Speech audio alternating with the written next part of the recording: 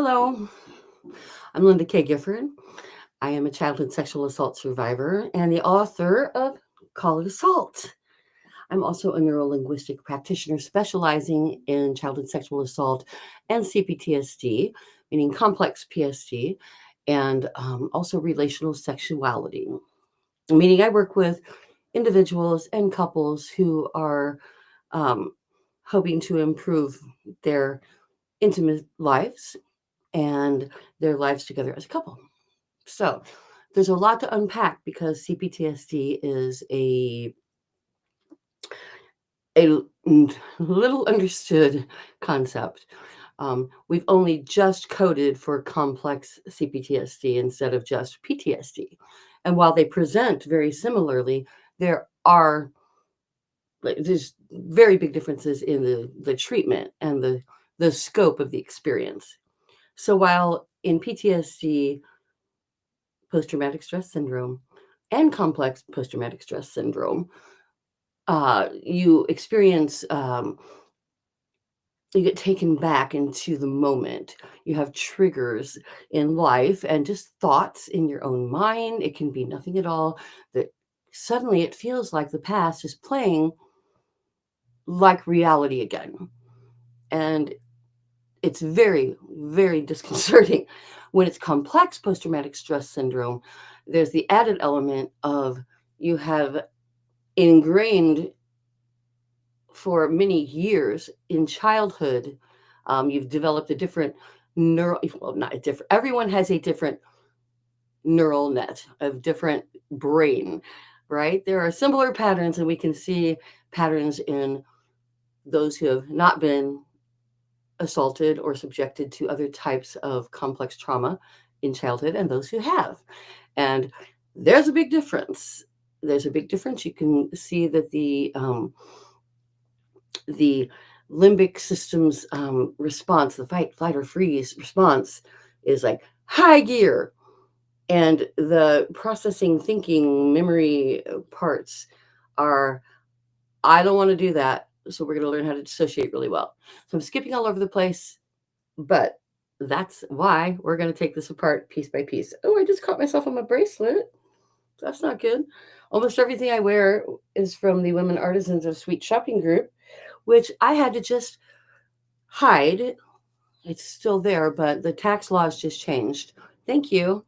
Thank you for giving us origin and destination taxes, which makes us have a 10.25% tax rate versus what used to be 6.25. So I had to hide the Sweet Shopping group, but I do have a lot of products, and I have a lot of them right here in my home studio, in my merchandising center, which is literally, you want to see my merchandising center? Okay, there's, I knocked over my light. It's done. Okay, there's my merchandising center. This is behind the flag, right?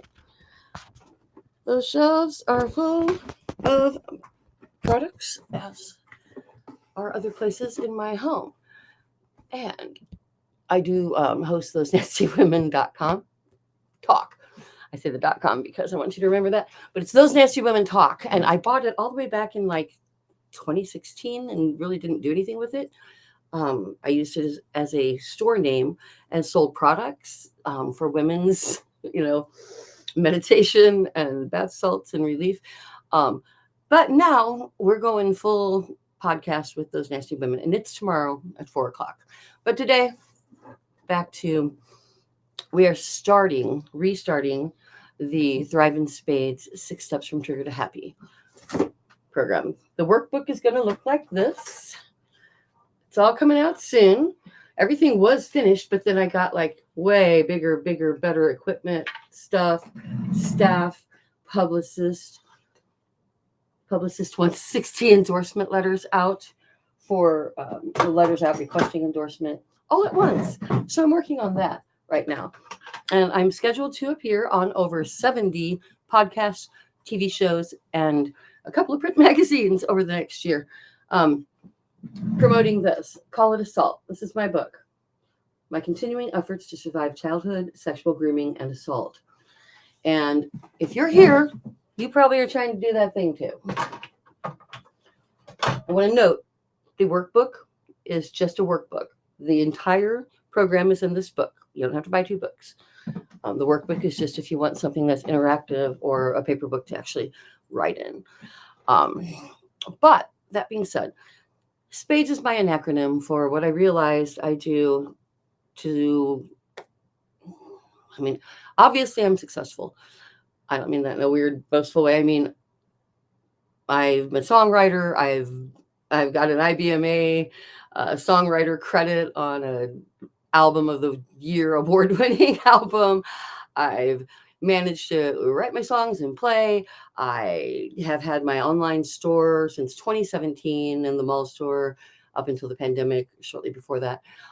So yeah, I've got 3 children. They're wonderful, but I have lived my life full of shame and fear and doubt every step of the way. My confidence was false. It's still a bit false. Oftentimes I start these broadcasts late, not because I'm late. I'm just sitting here. I'm just sitting here trying to psych myself into doing this because it is somewhat terrifying to put yourself out here like this, to be honest. Um, but look at the direction things are going. I can't stand it. I can't do nothing. And I help people on an individual level with their cPTSD, but we need to get broader. We need to look at the whole picture and we need to change the language of society, which is why I wrote Call It Assault. Because sexual abuse, they call it, rape, is not abuse. It's assault. It may be abuse too. But how? Why? And every medical and psychiatric and other personnel, and I've talked to a lot by now, obviously, agree with me. Why are we calling the sexual assault of people and children abuse? That lightens it. That's a patriarchal, we want to make it light. It ain't no big deal. Boys will be boys. She was asking for it, whatever. It's assault. Anytime someone touches you, it's considered an assault. If I punch you in the face, are you going to press face abuse charges against me? You're going to press assault charges. So how come when someone sticks their penis in somebody forcefully against their will, much less a child, why are you still calling it abuse? So the first thing you need to do, and the name of my TED Talk, my TEDx talk that's coming soon, is Call It Assault, and my book. So we're going to start there. And today in the Thrive in Spades program, I just want to explain the spades. We're going to start with the S today. I explained the whole thing last week. Go back, it's in the playlist if you want the overview of all of it. But today we're just going to deep dive into shame. And I pulled a passage out of the book that I'm just going to read first. And then I might stop here and there to dissect something. But sip of coffee. And I'm going to read you what's in the book, among other things, about shame and survivors. So I'm going to start with the 3 kinds of survivors. There are 3 kinds of childhood sexual assault survivors. I mean, there are a lot of kinds of survivors and ways to divide things, but for my purposes at the moment, I'm dividing us into 3 main types. Lowest on the echelon are those who are still living as victims in their minds and hearts and guts. And not seeking recovery literally does affect your heart and your mind and your gut. We'll talk more about that later. These survivors will never thrive. They don't seek help. They either never tell anyone or constantly tell everyone without seeking actual recovery. These survivors will either never attend a focus group or they will attend every one of them without practicing any path to change, holistic or otherwise. In fact, every time a thought, word, or action nears a memory of sexual violation, they either melt down, demanding comfort, or they force it further into their gut and stuff it further into their heart. The commonality is these survivors aren't really trying to get any better. They're either seeking a complete mind wipe or they are seeking poor me attention. Neither will get them anywhere, nor will they help change the future for others. When I find I can't break through with these people, I wish them well, but I cannot work with them as an NLP. The second type of childhood sexual assault survivor is not only fully aware of what has happened to them, but has sought or is seeking holistic and or medical help. They've read up on the issue. They understand some of what's going on inside of them in their lives, and they're working towards dealing with it all emotionally in order to have a happy and thriving life from the boardroom to the bedroom. These people I can work with. But you know who I'm going to invite to my party? Who I'm going to want at my brown table next to me on the podium? That would be number three type. Number three type of survivor has been through enough recovery to know that it's going to be a lifestyle. There's no survivor graduation day, but they've also learned that it doesn't have to be a life sentence. The survivor I want you to become is number three, the kind who says, not only am I seeking recovery, I want to change the world. I want to stop this from happening to others. I demand others be aware of this. Become that survivor, and we are colleagues, not coach and student anymore. Many survivors say to me, I'm not ashamed. What do I have to be ashamed of? The sexual violation was done to me. It wasn't my fault. They say it with conscious awareness. I was a child. Children are not responsible for what so-called adults do to them. But the problematic truth is that shame also lives in body memory. It's woven into the fabric of your parasympathetic nervous system. People with cPTSD from any source are statistically proven to have higher, even likely, incidence of gastrointestinal disorders of all kinds, as well as higher incidence of every other kind of social disorder, um, depression, suicide rates, lack of achievement.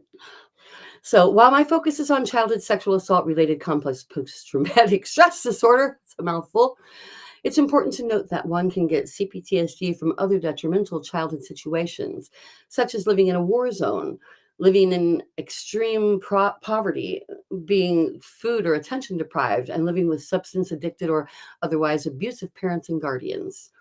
The only stipulation to diagnose PTSD as complex is that it was ongoing and felt both inescapable and life-threatening to usually a child. While adults are capable of acquiring cPTSD, it is more likely that they will develop post-traumatic stress syndrome. An adult with an adult with a non-traumatic childhood knows that the experience that caused their PTSD was a singular event. While cPTSD is very similar in presentation to PTSD, it goes far deeper into the psyche of a survivor. A human's neural network is still developing until roughly the age of 25. 25. We're going to talk about consent laws later, but 25. You know, people can legally marry their children just about as young as they want to in America, as long as they sign the paperwork. Yeah, arranged marriage is alive and well in America. In fact, I'm watching Arranged Marriage right now, a show called Arranged. That's not in here. Back to the chapter out of the book, or part of the chapter.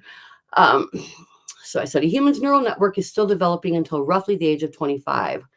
When it is developing at the same time it is routinely undergoing any kind of abuse or assault, it develops in a different direction. A child's growing brain will adapt to the situation one way or the other. To both accept and escape ongoing extreme hardship, the child's brain develops protective measures. We're going to talk next week about dissociation, about dissociative identity disorder, which I have. I have three alters. I don't say other, really, there's three of them, and I think all of them are me. I don't know that I'm separate from them. It's very, very different. We'll talk about that and read about that later. Alters later, but dissociation is a wonderful, wonderful skill that a person who is being routinely assaulted needs to develop. It develops as a protective measure. So back to the book. So a child's growing brain will adapt to the situation one way or the other. To both accept and escape ongoing extreme hardship, the child's brain develops protective measures. Before you even start to form a coherent thought, your limbic system, more commonly known as the reptilian brain, immediately decides whether to fight, fly, or freeze. But we don't always just choose one. We don't just choose one option.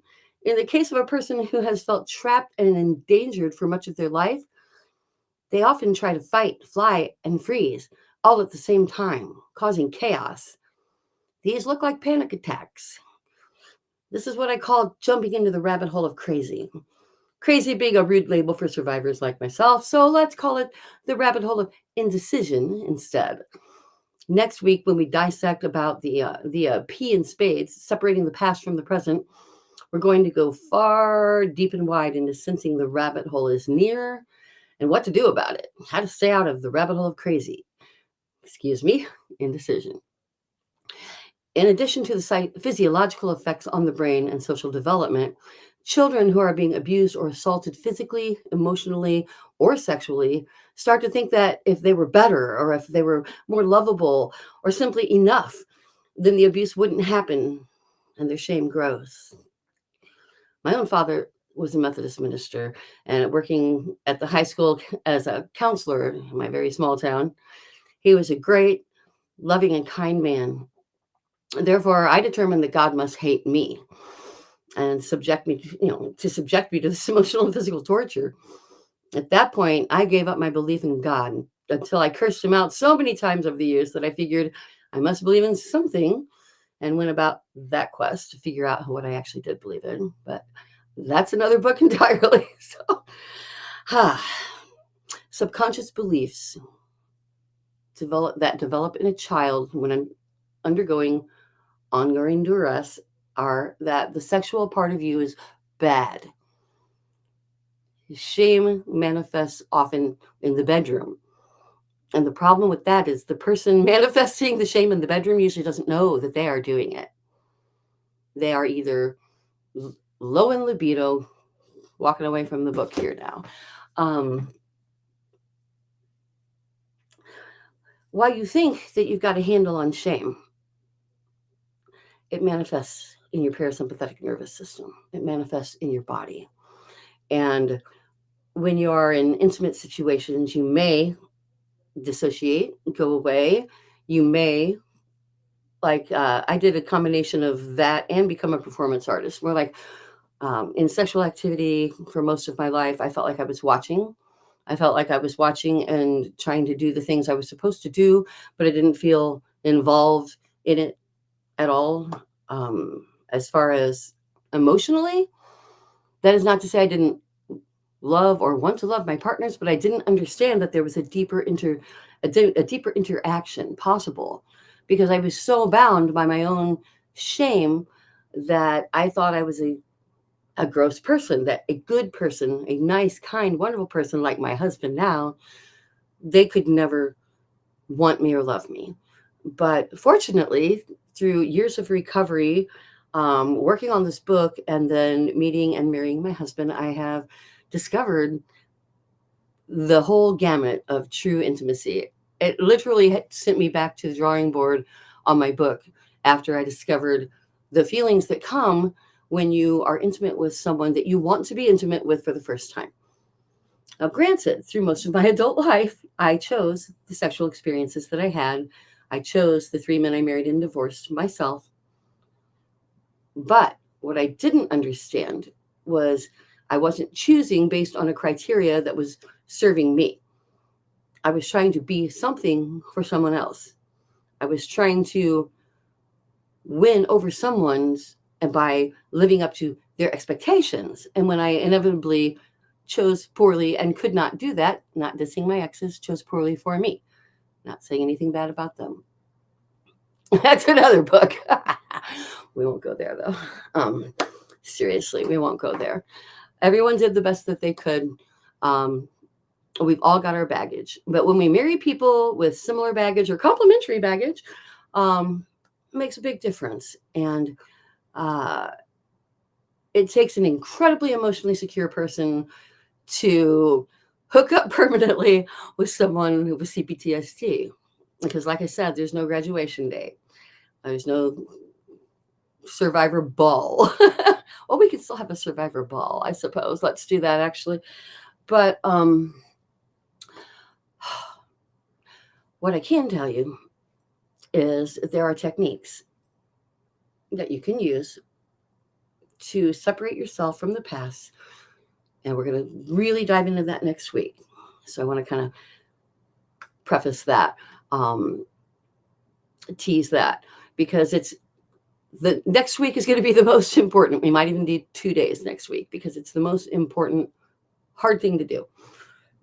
Separating the past from the present in every moment and realizing, having awareness that this could be happening to you, that your low libido or your lack of orgasmic potential, or fear of intimacy or disgust with certain intimate practices, that I used to have but found out are really fun. These things come from associating your sexuality with something that somebody did to you. And in the case of those of us who were groomed, the layers of guilt just pile on because we didn't fight back, because we didn't say no, because we hated God, but we still showed up, because we learned to dissociate but didn't tell our parents. I could go on and on, but I'll do an entire show just on grooming. But sticking with shame, let me go back and see if there's anything else in the chapter that I wanted to say. I do want to read this because it's about what I'm talking about. I say we, but when I say about what we're talking about, and people say if there's only you talking, it's like, no, it's me and my alters, little girl and busy and rage. And all three of them are talking at the same time. All three of them are making decisions. I have to listen to them. They are a council of 3, and I am the CEO of the brain. Fortunately, sometimes I'm not, though. Sometimes rage especially can take over, and that's not good because rage is mean. Rage kicks my ass and demeans me and tells me I'm a piece of shit and hates me every time I take a PTSD pill, prazosin, that I take. I chewed off somebody very close to me recently and said that I wasn't going to listen to someone who took pills to control their emotions when I take hydroxyzine and prazosin myself.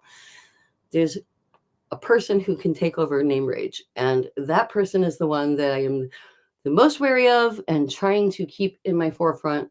Is actually I talk about that more extensively in my book, and I will talk. You can go read it. There's actually I think it's at my website, which is thosenastywomen.com, LindaKGifford.com, and sweetsurvivor.com. All go to the same place. So it'll take you to links to everything I do. And also book excerpts. So look for the one called Rage if you want to know more about that. And I will do an entire live stream on altars when we get there. That's part of the separating the past from the present next week. So I do want to say, regarding sexuality, you feel that the sexual you is bad, that sex is bad on some level. Even if you don't know you do, you might, if you're having intimacy issues. So just know that post-escape promiscuity and hypersexuality is common. Best case scenario, it's a subconscious way of taking back your power, choosing your sexual partners on your own terms. But the problematic part of that is that a childhood sexual assault victim often doesn't have the discernment skills to know when a person has good or ill intent. And if you've played the hop in bed with strangers game, you upped the chance they're of the ill intent variety. Or at least they're probably just as reckless and emotionally unreliable and damaged as you were at that post-escape time of your life. If that sounds familiar, give yourself a break. Most of us did it. It is absolutely normal and all too common to practice hypersexual behavior in late teens and young adulthood if you're the survivor of childhood sexual assault. Unfortunately, hypersexuality practices also instill the belief that a sexual victim is just who you are, that you're damaged. That's what you are. You're not. You are simply following a very familiar, very statistically average path for someone with your experience. Now we're going to change all that. And it's absolutely possible. I went through years of medical misdiagnosis, mismanagement. I didn't walk in there and tell anyone, yeah, I was sexually assaulted, groomed and assaulted for a combined total of 7 years of my childhood, adolescence, teens. And they're like, oh, they'd work with that. But it's not on the intake questionnaire for almost anything. You're more likely to be diagnosed with anxiety or depression or personality disorder or bipolar or AHD, ADHD, OCD, anything but complex post-traumatic stress disorder. So I think I'm going to wrap up today by quoting Oprah and what's the author, co-author, the doctor on the book. Anyway, we should all be asking, and the medical personnel, please, if you're a medical, psychiatric staff, clergy, anybody, start with what happened to you, not what are your symptoms, right? Oprah says, it's not what's wrong with you, it's what happened to you. Well, take that thought and go from what are your symptoms, first say, what happened to you? Or after the symptoms, what happened to you? Maybe that should be the next question. But we need to start screening for cPTSD because numbers don't lie. And when 1 in 4 women and 1 in 6 men statistically have already been assaulted before the age of 18, and 1 in 4 of those women were assaulted before the age of 12, usually repeatedly, then we've got to deal with this. We've got to make it understood that this isn't a rarity. This should just be an intake question. Every time I go to the doctor, they say, how have you felt this week? Have you been wanting to hurt yourself? Do you feel good? Do you feel bad? Why not, when you're going in for an intake on a psychiatric issue of any kind, or even medical, slip in there, anything bad happened to you in your childhood? There are many kinds of complex post-traumatic stress disorder. You can have it from being in a war zone. You can have it from food deprivation, from abject poverty, from parents who neglected you or fought extensively amongst themselves. There's lots of ways to have complex post-traumatic stress disorder. And unfortunately, for those like me, statistically speaking, childhood sexual assault survivors have the highest rate of negative outcomes in life. That is why I'm doing this. I don't like those numbers. We need to change it. So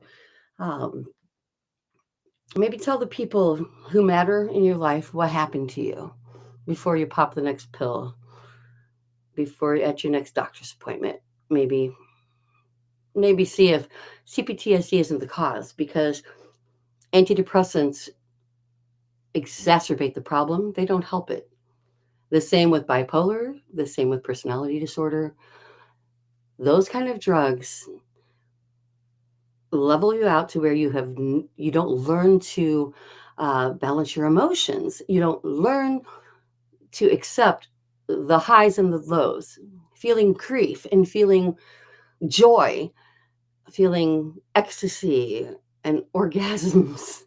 These things, I don't want them to leave me. I'd rather cry really hard so I can laugh really well.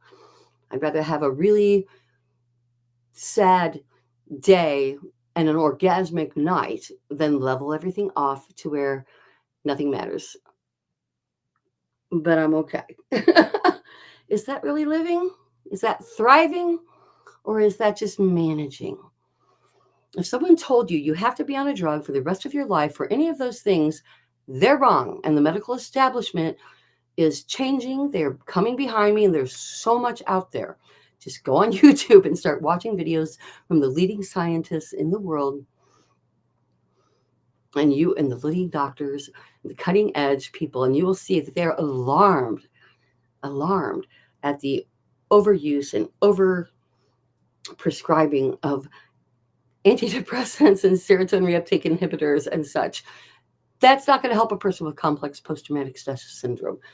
Reprogramming, reprocessing the event, which simply means doing it in such a way that your mind understands at an adult level what happened. This is why trauma focused cognitive behavioral therapy is so incredibly effective. It's just hands down when you write about your experience or just draw it, the things, the words you can't say, the thoughts you can't think, they'll come out. Here's mine. Okay. I was told by Molly Dooley, my therapist, to draw pictures of my childhood experience because I felt guilty. I was an adolescent. I felt that I had something to do with it too, even though there's no basis in reality for that. I was a swindled girl, right? But I just started to draw. I didn't know what I was going to draw. So I started with that. I was happy.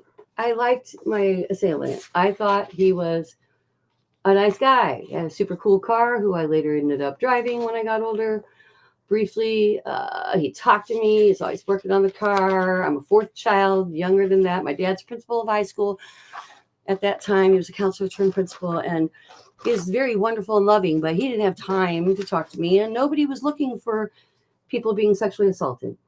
We also lived in the country, and I was the babysitter. So here, I drew a picture drinking. I'm drinking grape juice and gin. And then my song Little Girl, which is free on my CD, LindaKGiffordSongs.com. You can download my whole CD. And it's got the song Del McCurry cut that is on the album of the year, IBMA awarded album of the year. It's Just the Night. But also it's got Little Girl.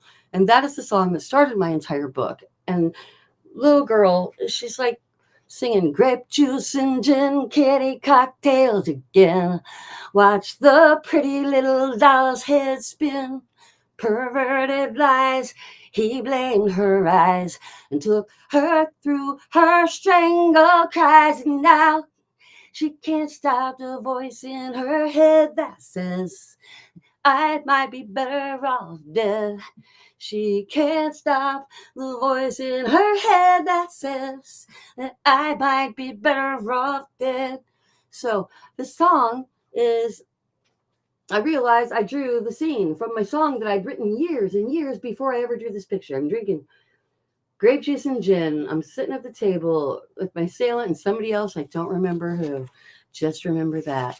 What the hell is an 11-year-old drinking gin for? Because they thought it was funny to sneak it into my grape juice. They were laughing at me. And then it gets gross. Then it's like things that he's doing to me that I remembered. And then it gets even worse. Things that I have doing to him. And it's like, oh my God. Oh my God. I broke down, cried, couldn't function for a few days. I was like, it's not that I didn't remember it, but when you do trauma-focused cognitive behavioral therapy and you write or draw something, suddenly, here's the good part. You can see I'm visibly upset, so I think, oh, why would you do that to yourself, right? But it's because my adult brain just got that. My adult brain got that. It wasn't me. It was him. I was a child. That's a child. And when I got older and I had friends, I didn't have my first child till I was 31 and my last at 40. So my friends who already had children, I saw their daughters at 9 and 11 years old in my garden. And I was like, my God, nothing those girls could do or be part of would be their fault. That is grooming. Grooming builds intense shame. I'm still ashamed.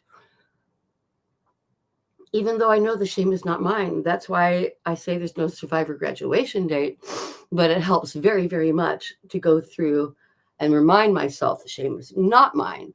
I was a child. Spell that out to myself every day.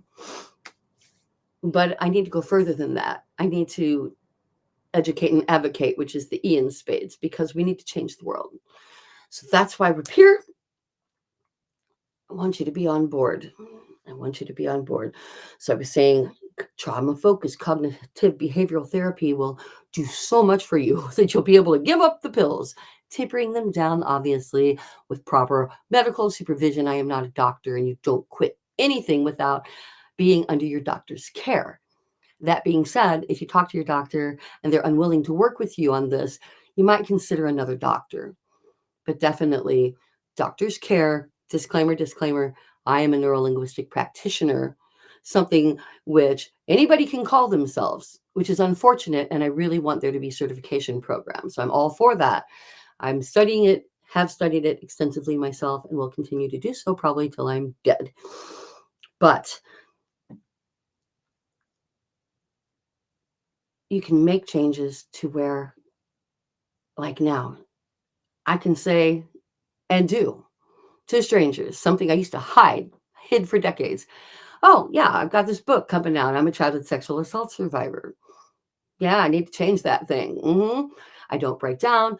I don't cry. I can host workshops. I can work with people one-on-one. But before I worked on myself, I couldn't do that. Before I worked on myself, every thought, everything that came up, I'd push it into my heart.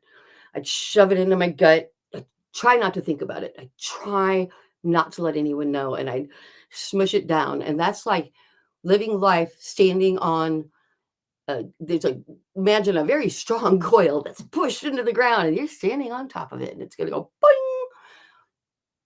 And when it does, that's when you have those freakouts, those rabbit hole moments. And that's when you have to separate the past from the present. And that's what we're going to talk about next week. So I will see you next week. I want to start my Zoom group. Looking for takers when we have enough people to start a Zoom group, which is like 3. We will start. I know this is only week 2. I'm looking forward to seeing who is interested. Please message me through here or the chat box at sweetsurvivor.com, also lindakgifford.com, also thosenestywomen.com. And do tune in tomorrow at 4 o'clock if you want the angry other side of me, where we will be at this set. Yes, my flag. And we will be talking about women's rights, human rights, the world, democracy, and how to survive everything going on right now and still be a happy person, and how to change it, which means midterms, but we're not getting political here. Talk to you later. Separating the past from the present next week. This is going on to the playlist if you want. Oh, I never said this. First time I've ever said it. Please like and subscribe. I did it. My coaches have coaches too. Please like and subscribe. It makes all the difference. I've had a lot of viewers, but I've never told anyone to do that thing. And so many times I'm watching something and someone says, like and subscribe. And I go, oh, because I never think to do it either. So thank you if you do. Also appreciate $4.99 monthly subscriptions to Sweet Survivor. You control it yourself. You can stop it instantly. Change, cancel, pause. I need your money. Thank you. You can start it at sweetsurvivor.com. Bye. Or Facebook's got a subscription. Talk to you next week. Talk to you tomorrow, though, for those nasty women. I'm Linda K. Gifford.